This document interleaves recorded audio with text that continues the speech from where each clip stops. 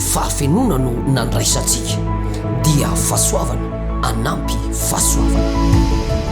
Jaona toko voalohany 5:40. Fotoana mamy andraisanao fampianarana ary anarahanao vavaka délivrance ihany koa eto amin'izao fandarana izao. Iarahanao amin'ny lelan'Andriamanitra apôstôly Matthieu. Tsy mahazo resy ianao.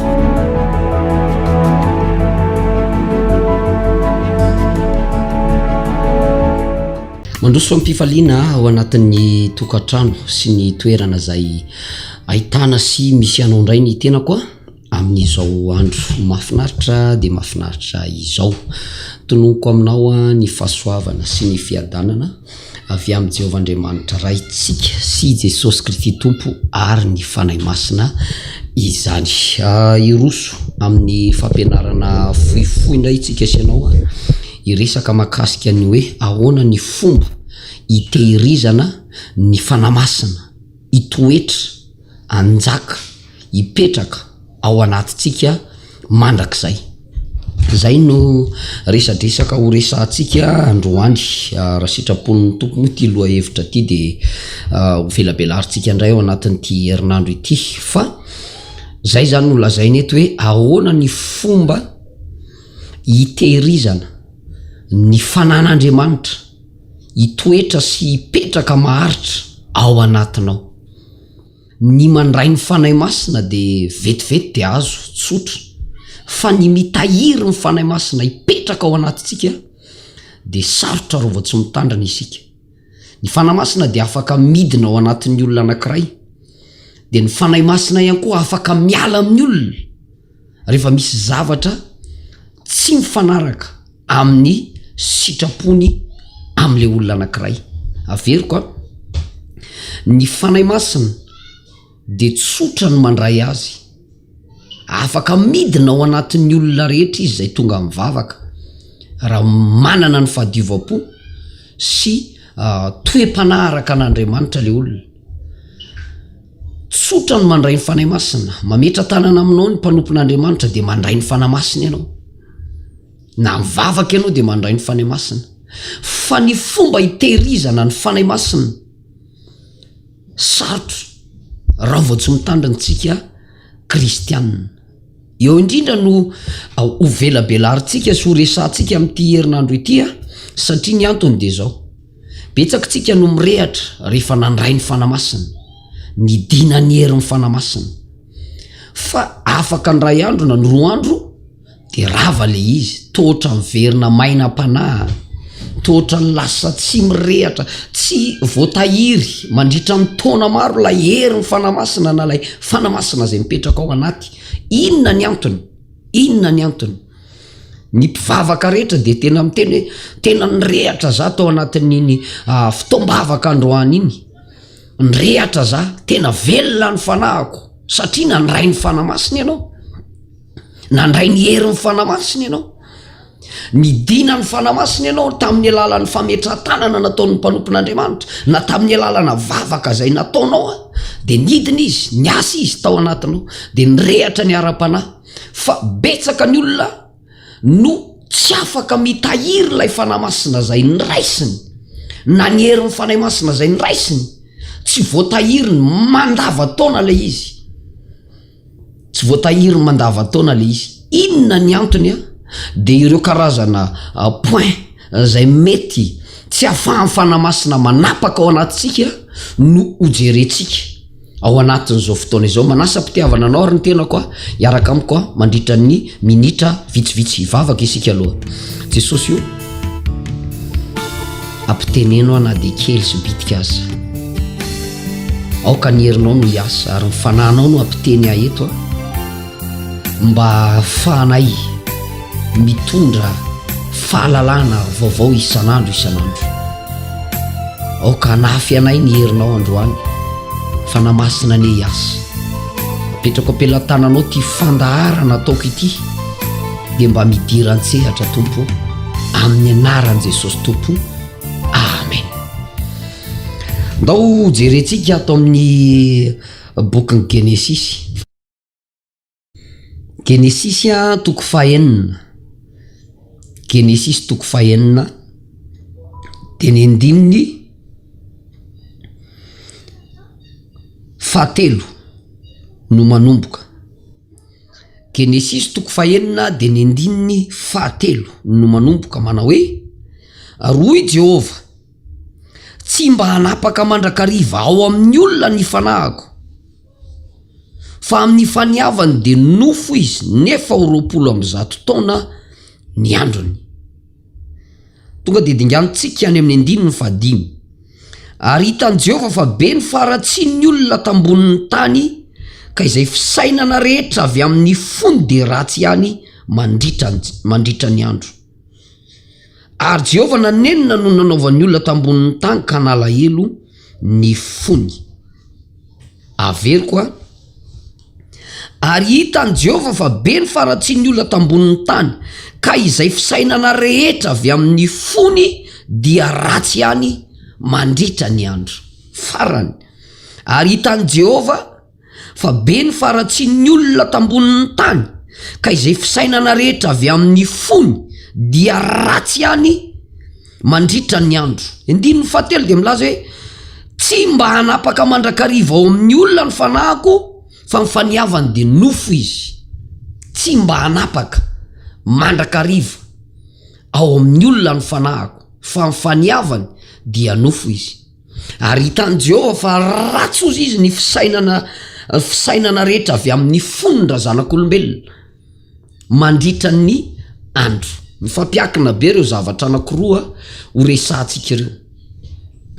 Iresaka makasika an'izay resaka hoe ahoana ny fomba hitehirizantsika ny fanan'Andriamanitra tsy ala amintsika intsony, na ny fomba ahafahana miazona ny herin'Andriamanitra zay no raisitsika tsy hena tsony ary tsy ala ao anatintsika tsony, fa mba hitoetra mandrakizay na anapaka ao anatintsika mandrakariva. Mino fa ilainao ty fampianarany ty androany ary tena irinao. Raha kristianina ianao na mpanompon'Andriamanitra ianao mahita ny video amin'ny YouTube na manaraka ny fandaharana eto amin'ny radio 107.2 FM, dia asaiko ampitiavana ianao andinika tsara mihitsy. Ny olona tsy manana ny herin'ny fanahy masina de olona tsy andova lanitra, na de kristianina aza aloha. Niza olona milaza hoe za mitandrina ny didy sy ny lalàna ary ny fitsipika, fa tsy manana ny fanahy masina, tsy mipetraka ao anatin'ny fanahy masina, tsy manana ny herin'ny fanahy masina, de tsy ho tafiditra ny fanjakan'ny lanitra zany olo zany, na de kristianina aza. Toy zany hoe fa inona zany ny tena marina apôstôly, fa ahoana koa zany la zavatra lazainao zany.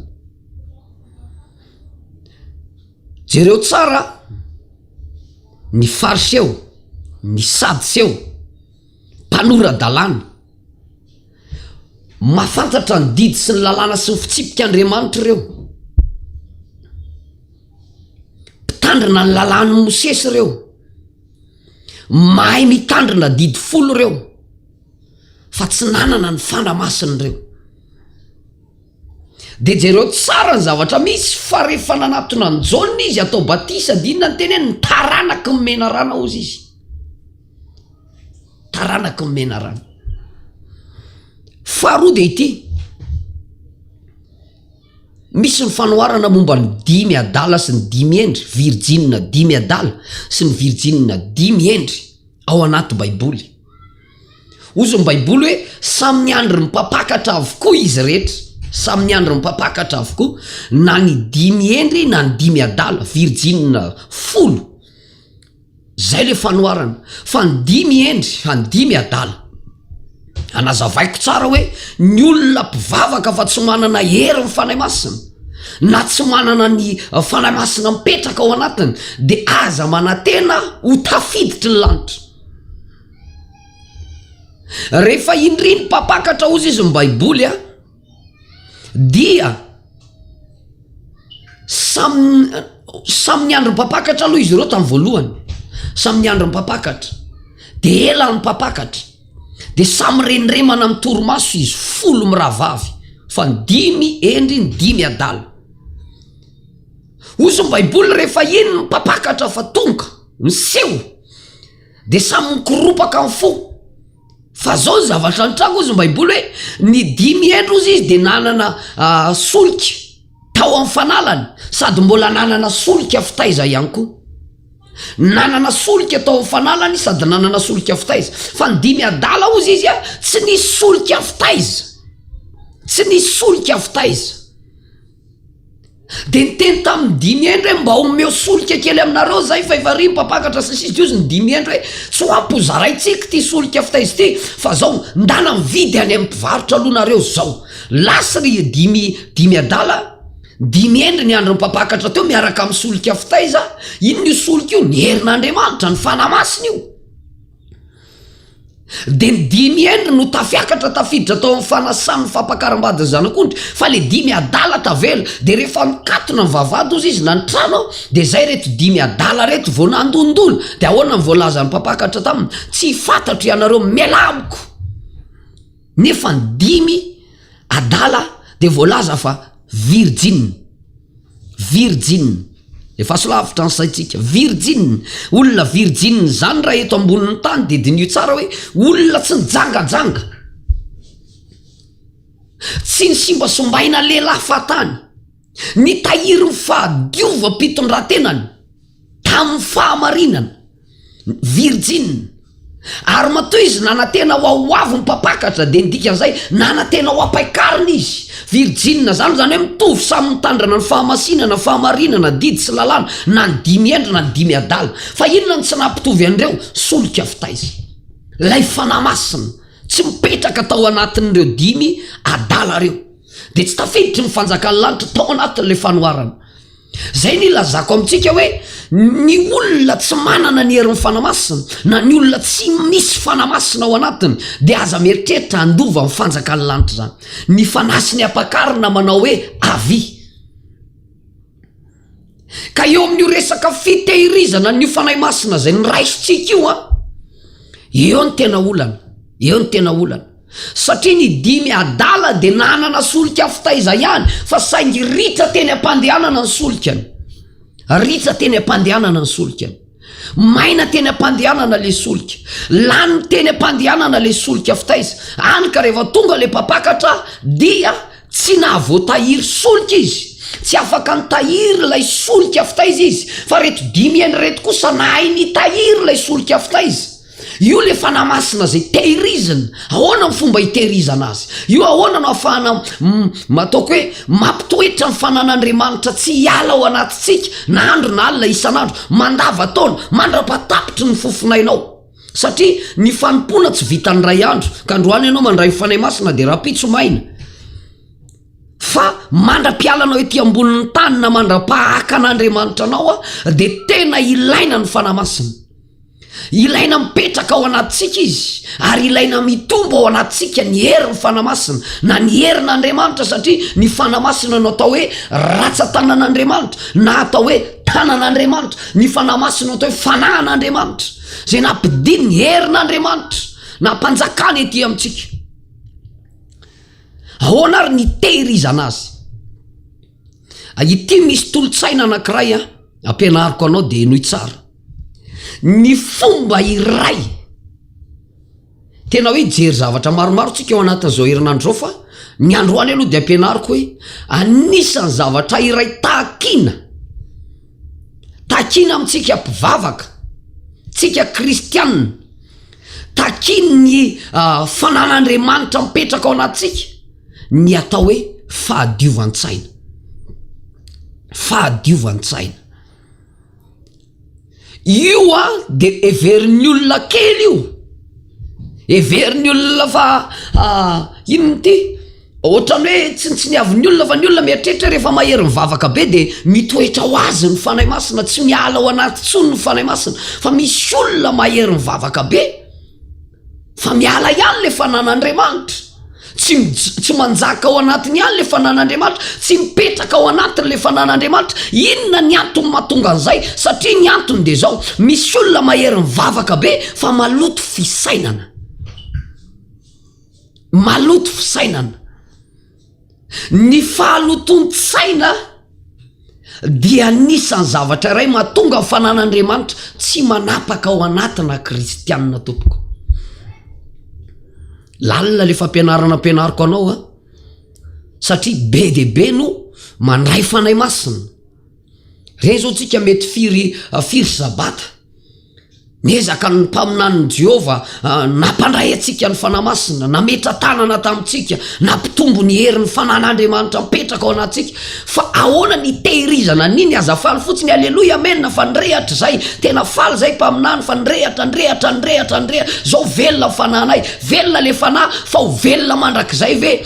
Voatahiry mandrakizay ve le zavatra napita taminao, le tehirizina napetraka ao anatinao, lay fanan'Andriamanitra naposaka aminao, afaka hijanona ao anatinao mandrakizay ve io? Inona ny fomba hitehirizana azy? Fahadiovan'tsaina. Fahadiovan'tsaina. Tena takiny io, tena takiny ny fanan'Andriamanitra mipetraka ao anatisika ny atao hoe fahadiovan'tsaina. Ozy ny Baiboly eto amin'ny 9:7 amin'ny Genesis 3:1, ary hoy Jehova, tsy mba hanapaka mandrakariva amin'ny olona mifanahiko, tsy mba hanapaka zany hoe tsy hanjaka, tsy hitoetra, tsy hiasa ao anatin'ny olona mandrakariva ny fanahy masina, ny fanan'Andriamanitra. Inona mahatonga an'izay hoe tsy mba hanapaka mandrakariva amin'ny olona mifanahiko, fa mifaniavany de nofy ihany izy? Tosy ny 9:5, ary hitan'i Jehova be ny faratsian'ny olona tambonin'ny tany, ka izay fisainana rehetra avy amin'ny fony de ratsy ihany mandritra ny andro. Hitan'i Jehova fa be ozy izy ny fahorian'ny olona, ny faratsian'ny olona azafady, be ny faratsian'ny olona tambonin'ny tany, fa izay fisainana rehetra avy ao am-pony de ratsy mandra-parivin'ny andro. Fisainana ratsy avy ao am-po de mahatonga ny faratsian'ny olona, ka mahatonga ny fanan'Andriamanitra tsy hanapaka ao anatin'ny olona anankiray. Mahatonga ny fanan'Andriamanitra tsy hanapaka ao anatin'ny olona anankiray. Ny sain-dratsy na ny fieritreretan-dratsy de mahatonga ny fanahy masina na ny fanan'Andriamanitra zay tsy hanjaka na hanapaka ao anatina mpivavaka iray. Any ka mirehatra ndray fitombavaka ray, maina rafakapitso. Mirehatra fitombavaka fandrony, mandray hery ny fitombavaka sabata na lahady na tsy haiko zay ifandraisan'ny herinao any, fa maina avy eo rafakapitson'iny. Inona ny antony? Inona ny antony? Be de be tsika nitratra an'ity zavatra ity.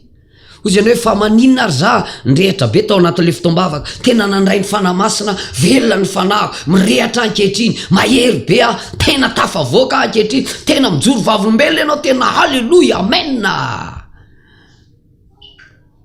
Fa vetivety eo de miverina, tsisy solika fitaizandray. Tsy solika fitaizandray, mahery mivavaka be, mahavita mandoalika be, andray hery ny fanahy masina, fa to tsy manana, tsy manapaka ao anaty le fanahy masina. Fisainany ratsy, fisainany ratsy. Tena faran'izay hala ny fanan'Andriamanitra ny atao hoe sainy ratsy tompoko. Mba fantatsika moa zany atao hoe fisainany ratsy zany, fisainana ratsy. Ny fanahy masina manome fisainana tsara na fisainana madio, zany ny olona anjaka ny fanahy masina, hitoera ny fanahy masina, na ataoko hoe ny fanan'Andriamanitra manapaka ao aminy, manana fisainana madio. Zay mahatonga Baiboly ny teny hoe ho avozina ny fisainantsika, navozina any amin'ny fisainana, satria ny fisainany ratsy dia fiara-miasa amin'ny fanahy ratsy. Averiko a, ny fisainany ratsy dia fiara-miasa amin'ny fanahy ratsy. Zany ary hoe saina de inona? Ratsy. Iza zany manome azy ao? Lay ratsy. zay natao hoe fisainan-dratsy fa ny fisainana madio de avy amin'ny fanamasina. de raha vo ny olona anankiray mpivavaka na ny kristianina anankiray mpivavaka na mpanompon'Andriamanitra iray mpivavaka na de ahery tahaky niny eo ary ianao izy ianao tena anovo hery tena hitafy ny fanamasina tsy hitafy an'io zany mihitsy tsika raha vao maloto fisainana, raha vao ratsy saina, raha vao ratsy fisainana, tsy mba hanapaka mandrakariva amin'ny olona fanahiko fa mifaniavany de nofy ihany izy. Ary hitan'Andriamanitra ozy izy fa ratsy ny fisainan'ny olona mandra-paharivan'ny andro, ratsy ny fisainan'ny olona mandra-paharivan'ny andro, tsy mba hanapaka amin'ny fanahiko. Io ry havana mahatonga ny kristianina tsy mety mahatahiry herin'Andriamanitra ao anatiny. Be deabe nareo no manontany hoe inona apôstôly no atao mba hirehetana foana, hirehetana foana, mba hananako firehetana lalandava. Maninona no mirehatra fitombavaka fa tonga ny lahady na latsinainy na ny herinandro mandra-pahatonga sabata ndray de tsy mirehatra ndray maina be ndray ny ara-panahiko, fa manino fitombavaka ihany mirehadrehatra de maina ndray ny ara-panahiko, fitombavaka ihany mirehatra de maina ny ara-panahiko. Fa inona ny ataoko mba hahatonga hirehatra foana, hirehatra foana, hirehatra foana. Io ny olona tsy afaka hirehatra maina be zany. Fantatra foana ny olona tena mirehatra hoe mirehatra panahy izy zany vokatra ilay solika zay ao anatiny na le fanamasina ao anatiny, sy ny olona mirehatra maina zany hoe mirehadrehatra fantatra hoe karakaina be izy zany. Mora fantatra io, mora tazana io, ho anay mpanompon'Andriamanitra mahafantatra tsara an'io, fa ny mpino mety tsy mahafantatra. Fa ny mpanompon'Andriamanitra tonga de mahafantatra hoe sy mirehatra maina be izy zany, to ohatrany tsy mirehatra mihitsy izy zany, to ohatrany maina, ohatrany arehatra maina be fotsiny. Samy hafa ny olona misy fanamasina mampirehatra vavaka na mampirehatra ny ara-panahiny sy ny olona mireha maina, samy hafa zany. De betsaka nareo no mametraka fanontaniana, maninona ary fitombavaka mirehatra be nametrahana tanana de nandray ny fanamasina, fa maninona rehefa tonga ny atsasaky ny herinandro miareraka ndray miamaina panandray to ohatrany tsy manjaka le fanamasina ao anaty. Inona ny antony? Fahalototsaina. Ny fahalototsaina, fahadio ny maloto fisainana amin'ny zavatra zay tsy ahitana porofo. Ny maloto fisainana tena fahadio raha tianao mifanan'Andriamanitra njaka ao anatinao. Fa io resaka fahalototsaina io de ohatrany hoe tsika mieritreritra hoe zavatra mandeha ho azy fotsiny, fa misy devolo mikapite ny fisainanao mihitsy ao. Misy devolo mikapite ny sainao ao hoe kitak, zao ange io, kitak, zao ange io, kitak, zao ange io. Tonga de ohatrany hoe miaktive ho azy any amin'ny lohanao sy ny sainao any hoe tiany ohatr' zao, tonga de le sainy ratsy ny alefan'le devoly ao, na de tsy zany ara le izy. Inona ny tanjona ny Satana amin'ny zavatra iny? Ny mba hatonga ny fanan'Andriamanitra tsy hanapaka ao anatintsika, tsy mba hanapaka ao anatin'ny olona ny fanahiko, fa mifaniavany de nofy ihany izy. Ary hitan'Andriamanitra fa ratsy ny fisainan'ny olona mandritra ny andro, mandritra ny andro, ratsy ny fisainan'ny olona, fisainana ao am-po mihitsy le izy. Ny olona maloto fisainana de olona maloto fo, satria avy ao am-po no zavatra saitsain'ny fo nozy izy de ratsy. Samy hafa ny fieritreretana sy ny fisaitsainana. Ny fisainana ao anatin'ny fo, fa ny fieritreretana ao anatin'ny atodo. Inona ndray ary zany lazay n'ity apôstôly kely teo zany sasany ka zay le izy ko. Ny mieritreritra sy misaina, zay mahatonga baiboly hoe ratsy ny fisainan'ny fony. Avy aiza zany ny fisainana mivoaka avy ao am-po, fa tsy avy ao anaty atodo, fa ny fieritreretana ny avy ao anatin'ny atodo, fa ny fisaitsainan'ny fo. Ny fisaitsainana avy ao am-po, ka ny olona maloto fisainana de maloto fo. Ny olona maloto fisainana maloto fo. Aiza nefa ny fanan'Andriamanitra manjaka ao am-potsika, ao anatintsika zany ny ilaina le vokatry ny fanahy, ny toe-po.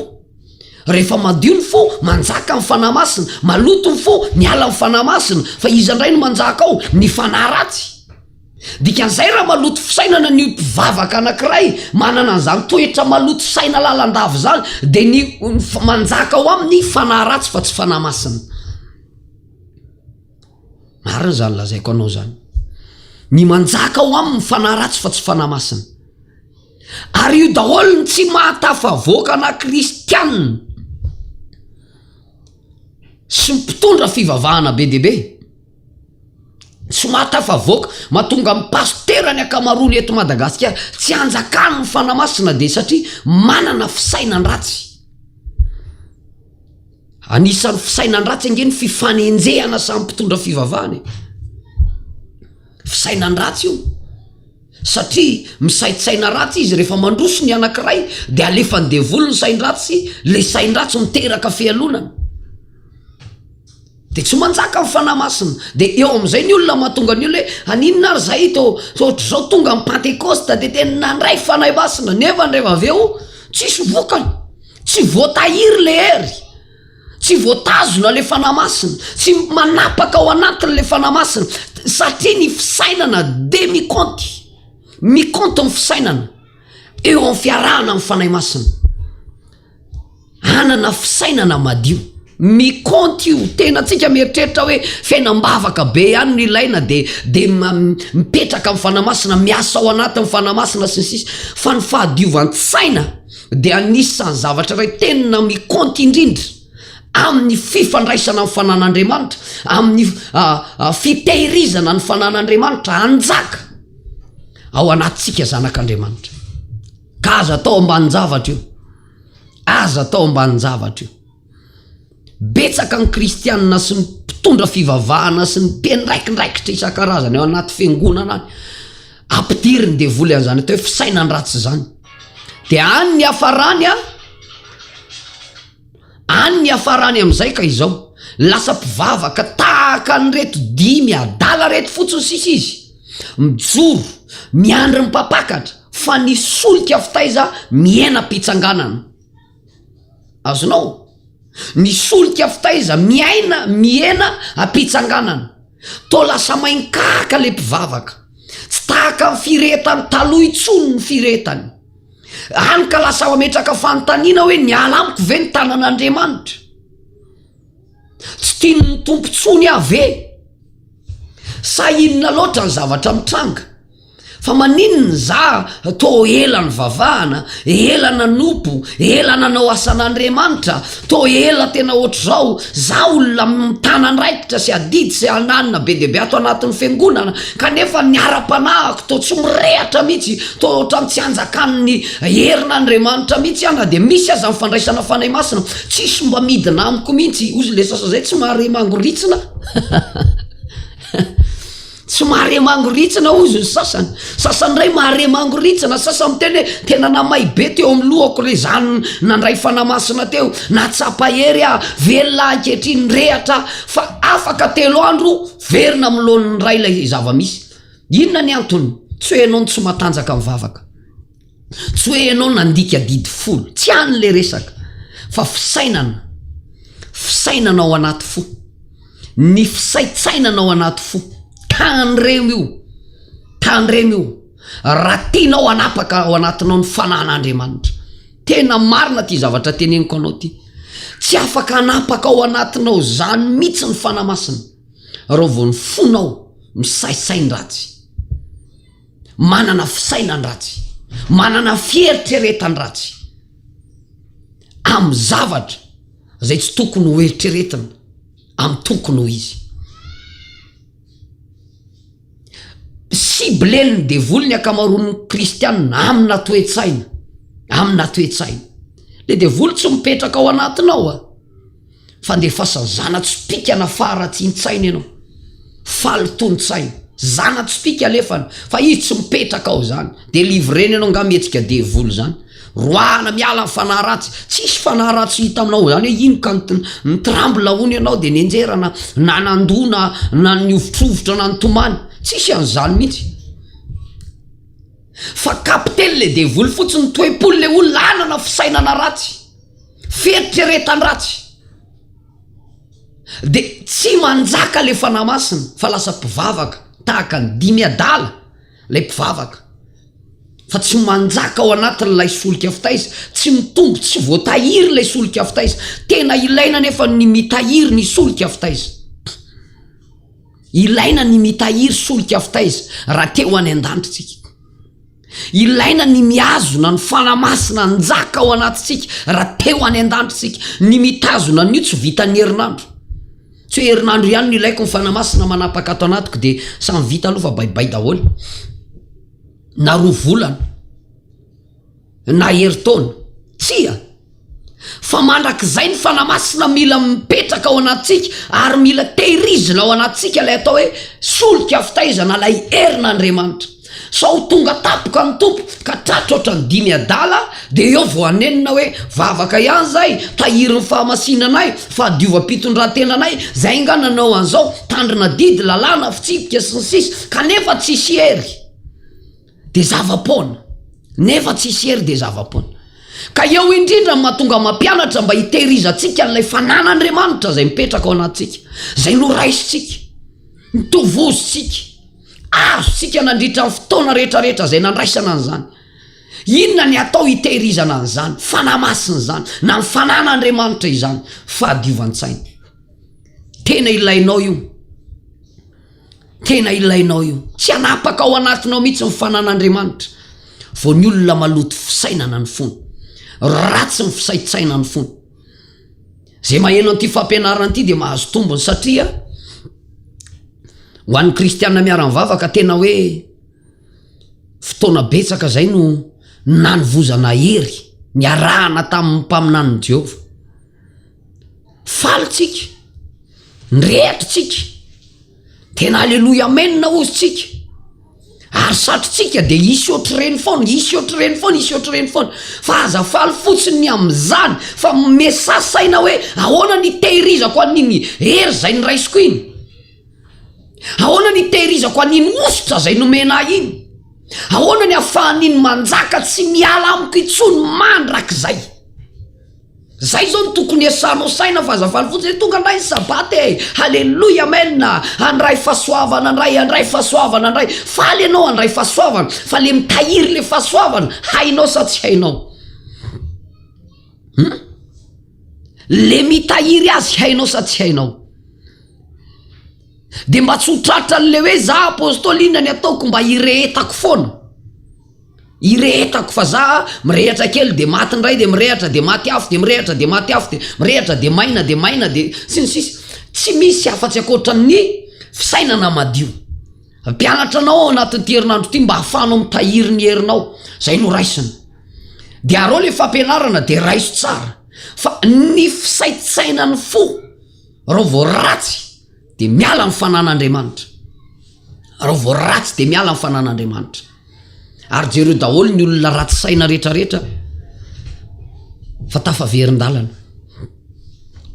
tafiala ny fampona tsy tafajanona tsy tafajoro ny akamarony fa tsy izy rehetra jereo ny olona manana fisaitsaina ny ratsy ao anatin'ny fony fa maloto io fo io satria rehefa ratsy ny fisaitsaina ny fonao de maloto le fo mavesatra le fo ataoko ohatra hoe maloto fisainana amina olona ray fotsiny ianao de reo vo matazana n'iny fotsiny ianao de efa tonga de miodina vetivetiny ao anatin'ny atodoanao sy ny fonao tonga de hafa mihitsy ny fijerinao azy de mivavaha am'izay aveo raha tafiditra ianao raha tafarehatra eo ianao na tafavoaka eo ianao satria vo mahita le olona saitsaininao ratsy ianao na fijerinao fotsiny azy de efa maloto ny fonao mieritreritrao ny fisainanao rehetra maloto de tsy tafavoaka mihitsy de tsisy fanan'Andriamanitra anapaka ao anatin'izany aza diny ty lesony ty raha tianao hitoetra aminao ny fanamasina raha tianao anjaka ao anatinao ny fanamasina raha tianao tsy hiova io herim-pananao zay ny raisinao nandritra ny firy herinandro io de aza dino ty fampianarana ty fa tena nisan'ny fototra ngeza be ahafahantsika mitahiry ny fanan'Andriamanitra na ahafahan'ny fanan'Andriamanitra manapaka ao anatintsika ny fisainan'ny fotsika madio tsara tsy misainy ratsy, tsy misainy ratsy. Nisy fotoana efa voan'io zavatra io, nisy fotoana tena efa voa ary tena hoe tena hitako hoe tena nanimba le izy. Fa taty aoriana de nezahako le izy hoe zavatra ohatry ty ve nde hanimba anahy zay tsy mahakasika amin'ny vatako akory, tsy mahakasika tsisy zavatra mampandroso akory le fisainandratsy, de avelako ve ity zavatra ty anapaka ato anatiko na mivavaka raha tsy ohatrany tsy alaise mihitsy ozy ny fitenena ny sasany, tsy tafiditra satria vao mahita le olona de hafa ny fisainako. Tena ijoroko vavolombelona zany, hafa ny fisainako. Ty indray ty zany le ABCD sy ny sisa jusqu'any amin'ny Z. Lasa ohatrany hoe fisainanao tonga de ratsy, tonga de manapaka le devoly mandefa zavatra tonga de tsy valanao anatin'ny fonao. Taty aoriana tena nezahako ny divana le izy, resy ary rehefa mahita zavatra manomboka teo de lafo ny tsara foana no diniako, lafo tsara foana hoe zao ny lafo tsarany io, tsy mijery lafo ratsiny satria ny lafo ratsiny na fijereko zavatra negatif eo am'le olona anankiray na am'le zavatra anankiray mitranga de mahatonga ny fisainako maloto, Pianariko sika satria zavatra efa navoana zany. Ny fijerena zavatra negatif eo amina zavatra mitranga anankiray na amina olona anankiray na amina zavatra mitranga anankiray dia mahatonga ny fisainako maloto. De ny lesona azoko ny raisina de zao rehefa misy zavatra mitranga de zavatra pozitifa foana ny raisiko hoe zao pozitif amin'io zavatra io, de voaro le fisainako tsy maloto mihitsy fa madio foana voariko anatin'le izy lay feritreretako, satria tsy mijery zavatra negatif am'lay olona na am'le zavatra mitranga zay mitranga eo fa le zavatra pozitifa foana ny raisiko hoe zao io le pozitifa foana ny raisiko, de lasa manana ny fahadiovan'tsaina satria za te hanjakan'ny fanan'Andriamanitra, de ampianariko atsika pino zany, ho atsika mpiandraikitra, ho antsika pasterana de fa lehibe ary ianao, mba raiso ihany na de kely ary ny tenako mampianatra, mba raiso ihany fa mahasoa, mety hoe pastera lehibe mihitsy ianao meno an'ity fampianarana ty zany inona koa ny raha reko an'izay olona kely io, ikeko zany. Fa kosa misy zavatra azonao raisinao anatin'izao afatra zao. Raha ho atsika mpino kristiana miara-mivavaka, mpiandraikitra rehetra, mpanompon'Andriamanitra rehetra, tsy hanjaka ny fanan'Andriamanitra, tsy hanapaka ny fanan'Andriamanitra raha tsy manana ny atao hoe saina madio avy ao am-potsika, saina madio avy ao am-po. Tsy mba hanapaka ny olona ozy izy ny fanahiko, satria ratsy ny fisainany fony mandritry ny andro. Misy ihany ny atao hoe fisainana ratsy fa mba zavatra mandalo kely, fa tsy de mandritry ny andro de ratsy ny fisainanao, fieritreretanao, fomba fijerinao, satria rehefa ratsy saina ianao de fijerinao koa miova. Zay nge le izy miova hatrany amin'ny fijery, voabaiko ny faratsitsainy iny daholo ny vatanao rehetrarehetra, na fijerinao na fiteninao. Ny olona manana fisainan ratsy ny lasa mavita amin'ny fosa sy mana ratsy. Mitoy be le fampianarana, ny olona manana fisainan ratsy no mahavita amin'ny fosa sy mana ratsy, satria rehefa ratsy ny fisaitsainany fony de avy ao zay abeny ao am-po no itenenany vava, lasa tsy voatazona ntsony iny fa lasa ataony discussion etseroa, anaratsiany etseroa, anambarany zavatra zay hitsanganany etseroa ny zavatra ohatry zany. Ka eo no ampianarako, tandremy tompoko, raha nandray ny fanamasiny ianao, raha nanjakan'ny fanan'Andriamanitra ianao, tandremy ny fisainana, ny fieritreretany fonao, ny saitsainy fonao, fa ao avokoa no bazy hitehirizantsika ny atao hoe fanan'andriamanitra anapaka ao anatintsika, fanan'andriamanitra anapaka ao anatintsika. Mino aho fa misy lesona ngezabe azonao niraisina tao anatin'izay fotoana izay atenaiko ary noko 100 isan-jato fa raha niraisinao fampianarana de tena voatahirinao hatramin'ny farany ireny herin'andriamanitra, ositra nomen'andriamanitra, fanan'andriamanitra zay nampanjakana sy natao napita tamintsika mianakavy reny nandritran'ireny vavaka be deaibe reny. Arao fandarana mandritra ny herinandro fa ilomana ao anatin'izay resaka fitehirizana ny herin'andriamanitra izay tsika ao anatin'ity herinandro ity. Ivavaka isika hisaotra ny tompo, misaotra Jesosy, misaotra fanamasina afaka niteny sy nampianatra teto ary fantatro fa miasa ianao voninahitra ao anao rery ihany fiadanana ho an'ny fanampanomponao tsiraray avy zay neno ity fandarana ity.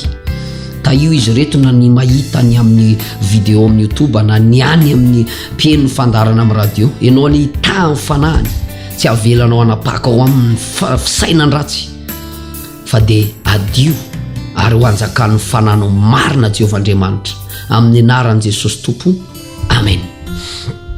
Zay ny afatra foy ny rahako taminao tao anatin'ity androany ity. Sorako ianao niaraka tamiko, mino fa misy zavatra azonao niraisina tao ary antenaiko be deaibe fa de nanjaka tokoa ny fanan'andriamanitra ao anatintsika mianakavy. Samy tahin'andriamanitra de mirary soa, tsy mahazo resy ianao. Arao ny fandarana amin'ny video ao amin'ny YouTube manokatra fotsiny ianao hoe kristianina miara-mivavaka de aveo de asianao hoe apôstôly Matthieu kristianina miara-mivavaka de apôstôly Matthieu tiré kely zany de apôstôly Matthieu de hitanao daholo ny fampianarana rehetrarehetra zay ataoko eto amin'ny onjam-peo zay any amin'ny video any.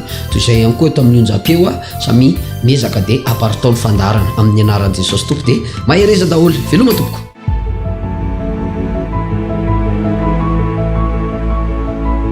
Fa tamin'ny fahafenona no nandraisantsika dia fahasoavana anampy fahasoavana. Zao no natoko voalohany 5:40. Fotoana mamy andraisanao fampianarana ary anarahanao vavaka délivrance ihany koa eto amin'izao fandarana izao. Iarahanao amin'ny lelan'Andriamanitra apôstôly Matthieu. Tsy mahazo resy ianao.